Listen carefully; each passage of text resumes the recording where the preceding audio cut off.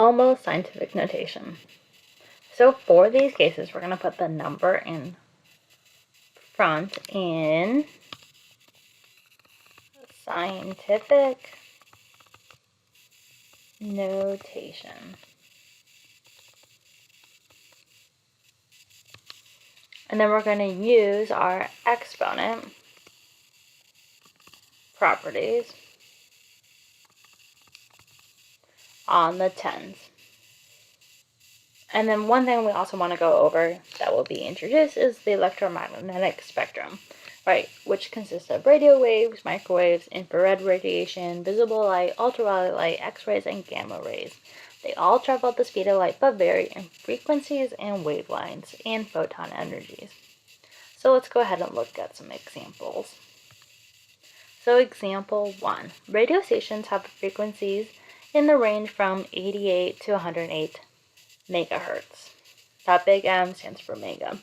Now, a radio station has a frequency of 985 megahertz. Convert 985 times 10 to the 6 hertz to scientific notation.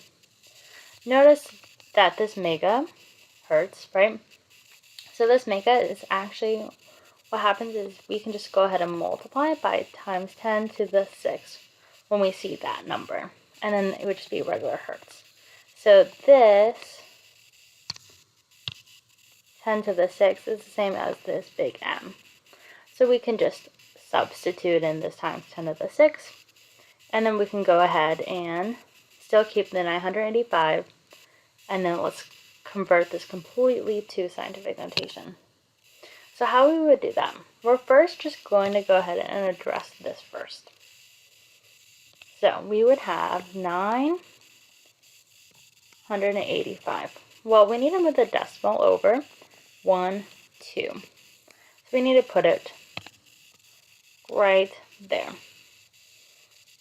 So what does that look like? Well, we can represent this as 9.85 since we moved it over to the left twice, and it's a bigger number, bigger than 1, so it's going to be positive for an exponent, which is 2.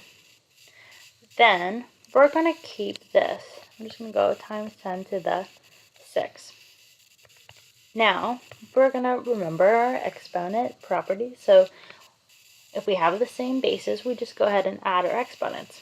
So this would become 9.85 times 10 to the 2 plus 6, which would be 8. So 9.85 times 10 to the 8th. And this would be in hertz. Now let's do another example. Example 2.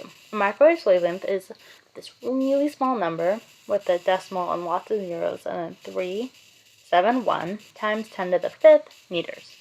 Let's convert this completely to scientific notation. Let's go ahead and rewrite this number.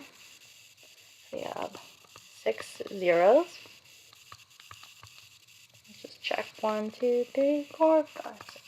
Perfect. And then we're going to just deal with this one first. So we're just going to deal with this.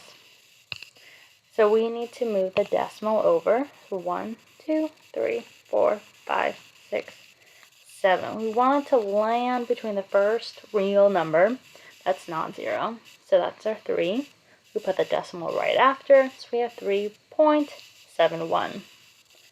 So if we have 3.71 times 10 to the, we moved it over to the right 7 times. So we're making, if this is a really small number, we need to have actually a negative, right, exponent. Then we're going to go ahead and add this. So times 10 to the 5th. So we first just dealt with that, which is right here, and then we're going to deal with this times 10 to the 5th. So now we're going to simplify. Because these have the same bases, we can just go ahead and add the exponents. So we get 3.71 times 10 to the negative 2, because we add the exponents. So negative 7 plus 5 is negative 2. And this would be meters.